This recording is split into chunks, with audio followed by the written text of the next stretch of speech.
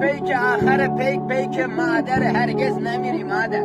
سلامتی مادرامون، خوشبختی خواهرامون، سلامتی باباها که کوه دردن، سلامتی داداشا گرچه نامردن. سلامتی فلک که همه رو کرده الک، خوبا رو برده و ما رو گذاشته تو فلک.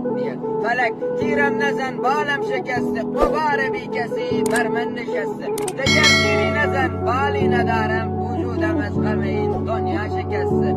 در این دنیا کسی رو ما نداریم، اگر هم داشتیم از ما گذشته. فلک ما را نکش که نوجوانیم، نه دنیا خورده ایم نه شادمانیم. فلک از کوچه پیران گذر کن، نوبت ما که رسد ما خود روانیم.